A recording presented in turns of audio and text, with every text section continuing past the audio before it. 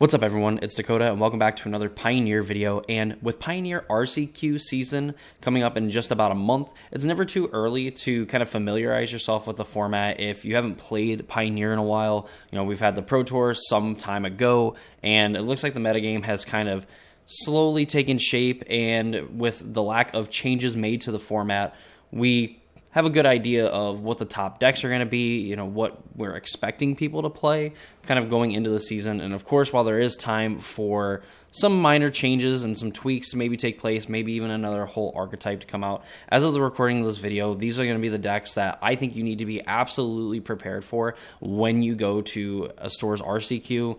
Obviously, if you're well aware of like the meta, if it's like your local store, you kind of have an idea of what already people are playing, what's going on and stuff. But if you kind of go to travel to a far off land to try to get that qualification to wherever the regional championship might be, this is going to be a good resource tool for you to kind of familiarize yourself with the format and figure out a game plan if you're struggling on a particular deck, whether it's just matchup dependent or it's just you yourself as like the pilot, just having a hard time trying to play against and beat some of these matchups.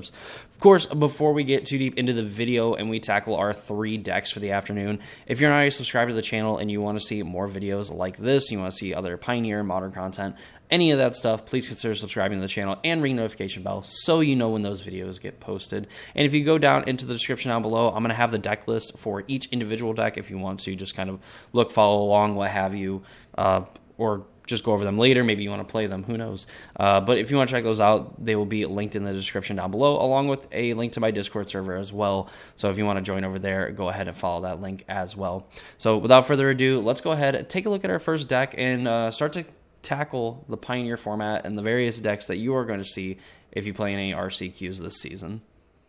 So the first deck we're going to look at is the Hidden Strings deck. I believe this deck you're not going to see nearly as much as some of the other decks that we're going to look at, but nonetheless, I think it's a pretty rough matchup if you don't know what's going on, simply for the fact that you have to put a lot of pressure on this deck to actually be able to beat it. We're looking at Arboreal Grazers like O3s that are going to kind of ramp into their strategy of trying to get a Lotus Field into play, along with a Thespian Stage copying a Lotus Field, or even some cases of having like a Vizier in play with a Lotus Field.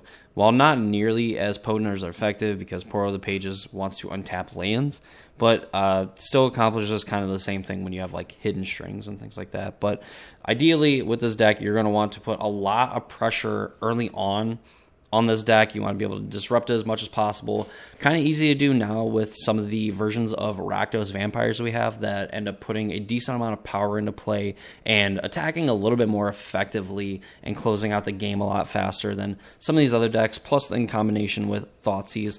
Theoretically, the matchup's pretty good.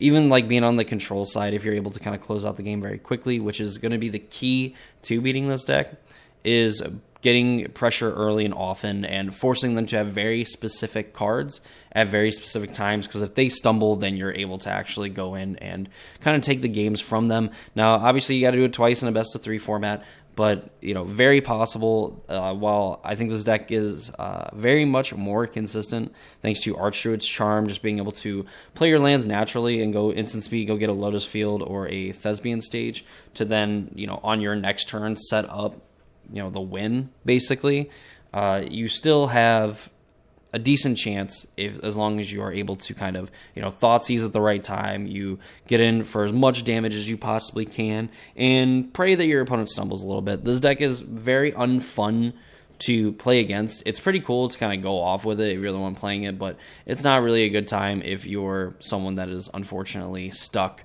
trying to figure out a way to actually beat the deck.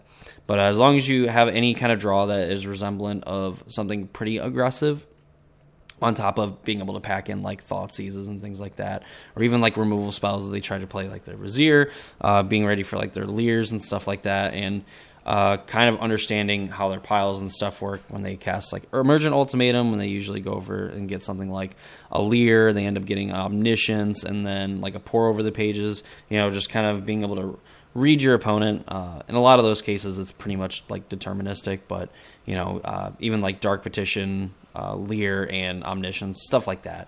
You are able to have a little bit of counterplay in in that sense, but really you want to kill them before they're able to actually set up and cast an Immersion Ultimatum. So that's kind of step number one, beating one of the most annoying and probably most unfun combo deck in the format. Just hit the board early and often. If you're Rakdos, it's going to be a little bit easier. If you're, like Boros aggro, it's going to be pretty easy just from the fact that you can kill on turn 3. And like in the Amalia matchups and stuff, you're going to want to essentially combo as fast as possible. Like that's all the matchup is going to be. While they have a little bit of like utility and stuff that they could use in the sideboard to kind of like stop you from doing your thing, you're also able to kind of reestablish once you kind of get it, set up, thanks to basically getting to search your deck for a return to the ranks, or some way to just put all of the creatures back into play. So something to keep in mind. There's going to be some decks that have a little bit harder time than others. Like Control.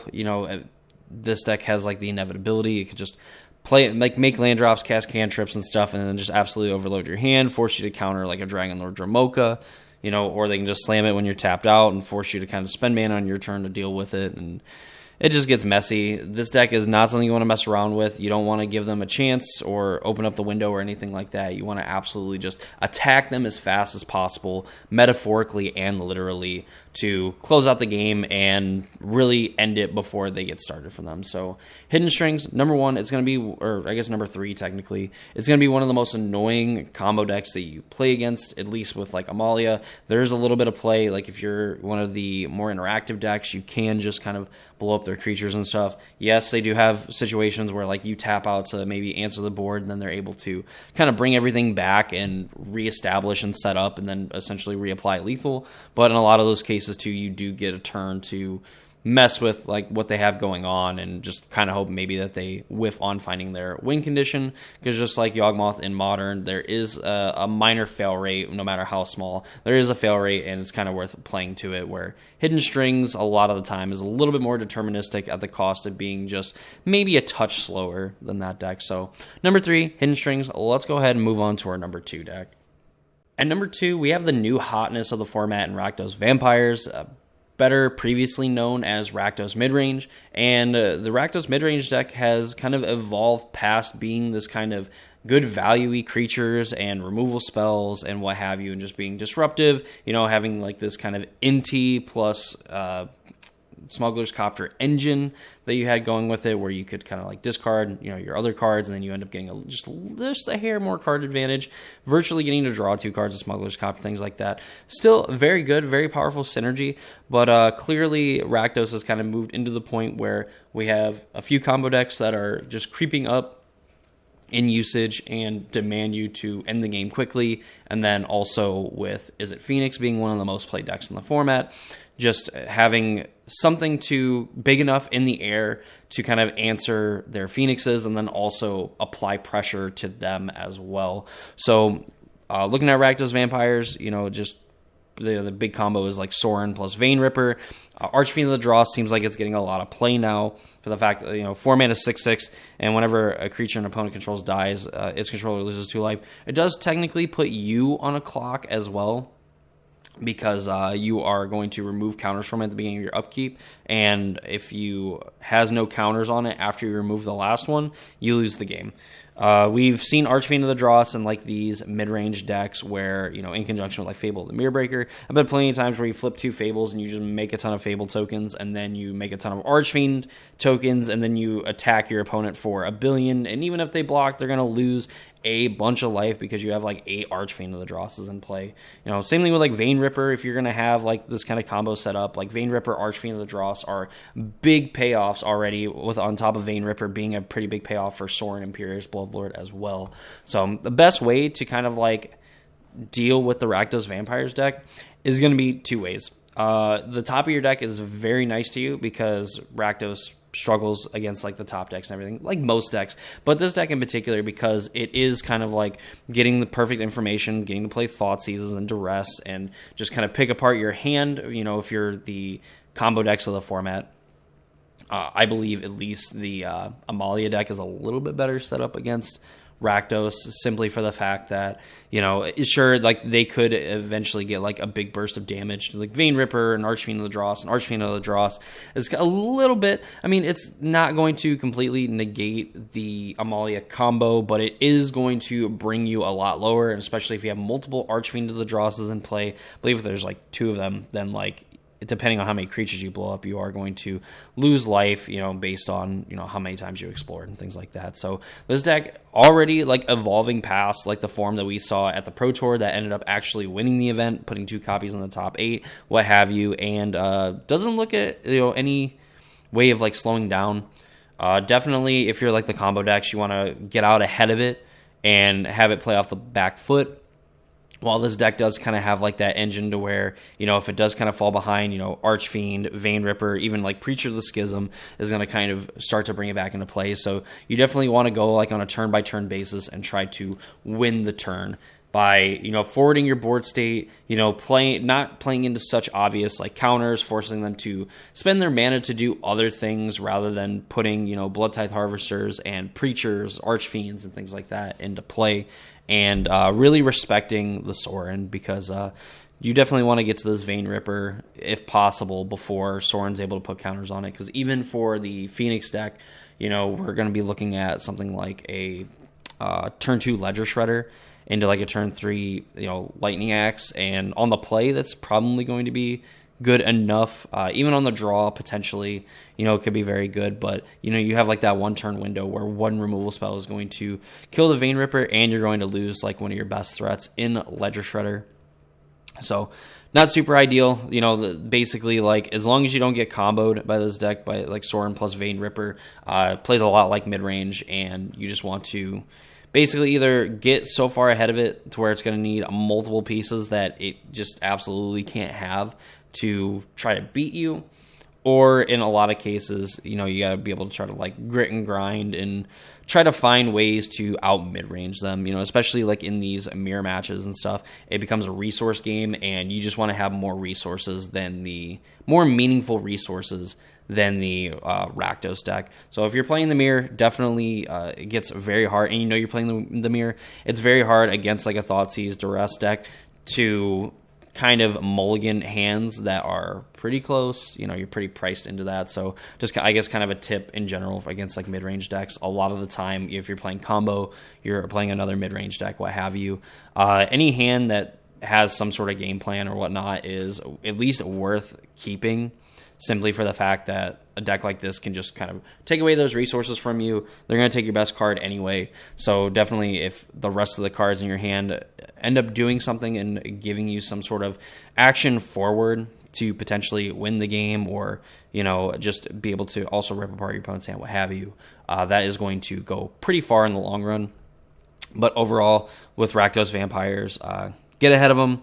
And if you can't get ahead of them, just play the resource game and just try to have more meaningful pieces in play in your hand, what have you, and always respect the Vein Ripper. That's just some of the big things. Respect Vein Ripper plus Sorin Imperious Bloodlord. It is going to go a pretty long way.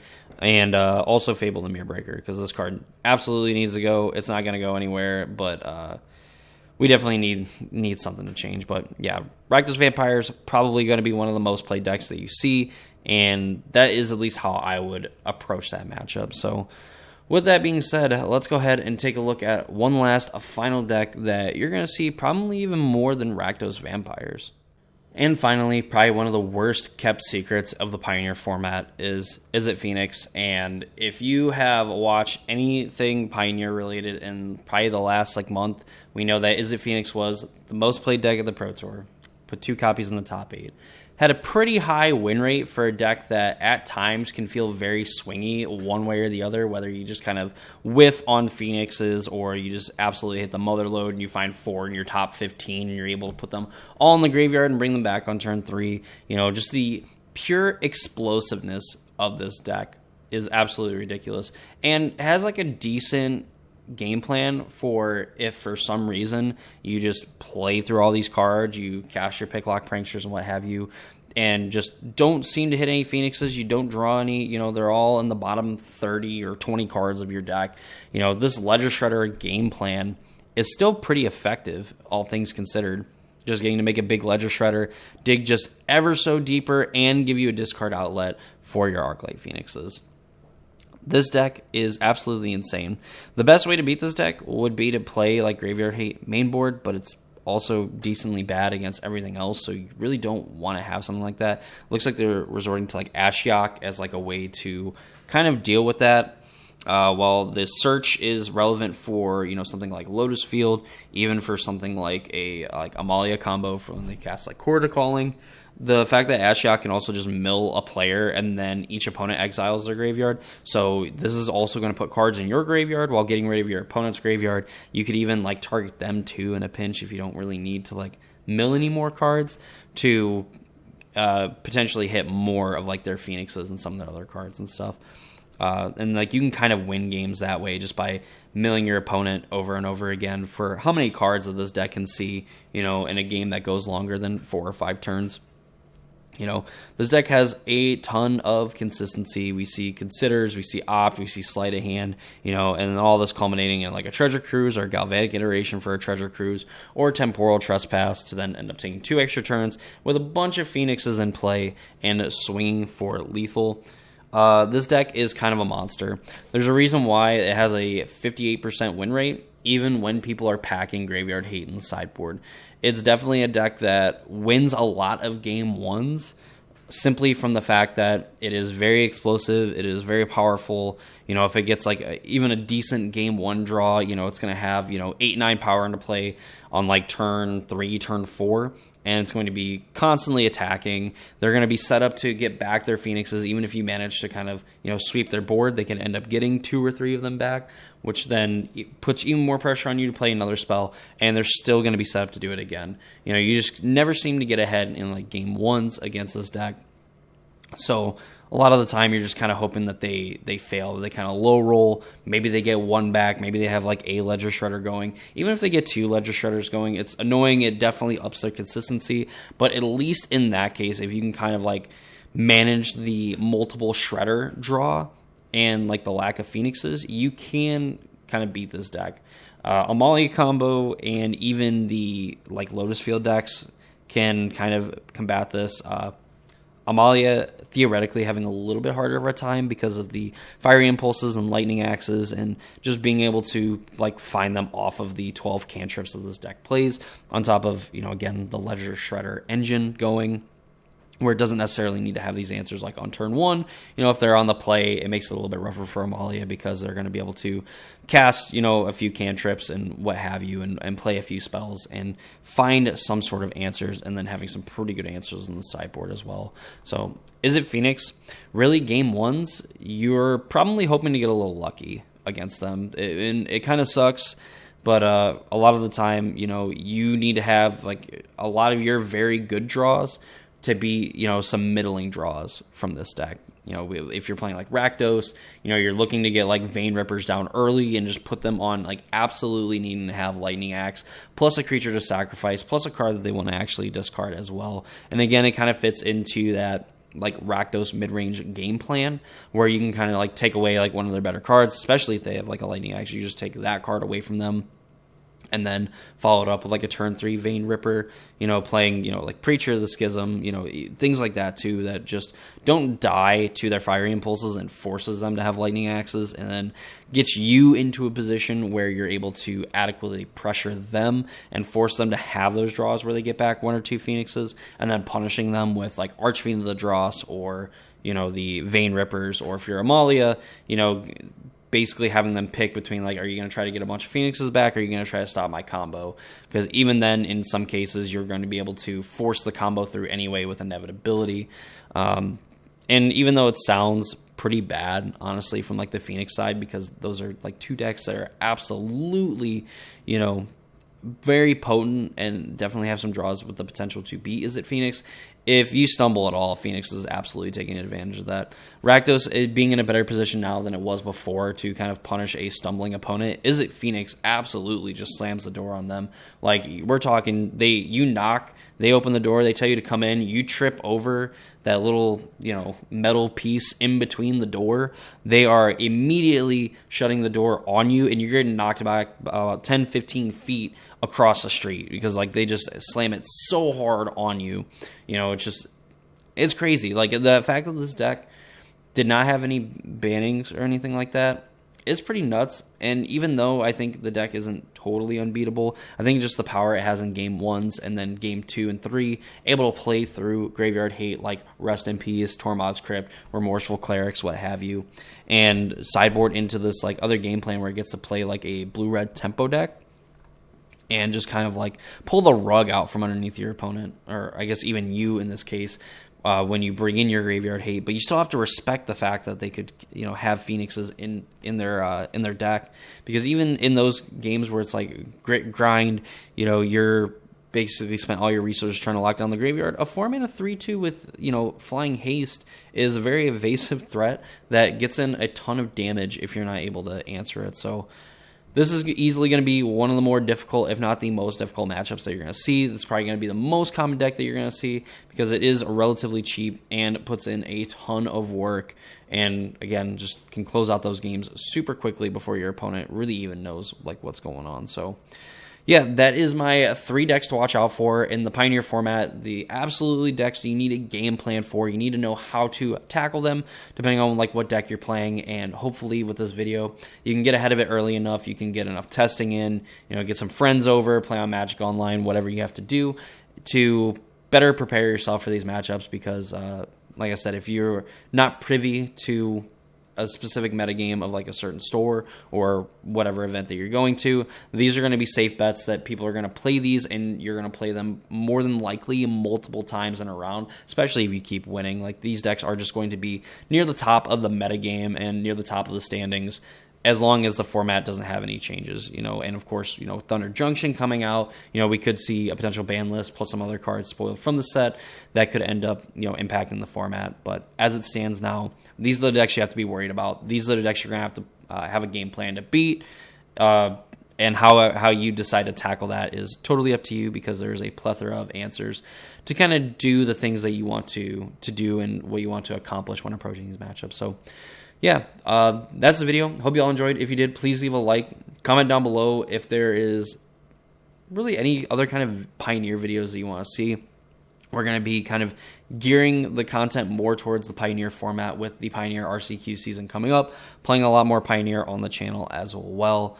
Here's hoping anyway. So if you want to see any of that, just let me know down in the comments what decks you want to see. Check out the deck list and the Discord server. All the links are in the description down below. And that's going to do it for me in this video. I hope you all enjoyed, and I hope to see you all in the next one.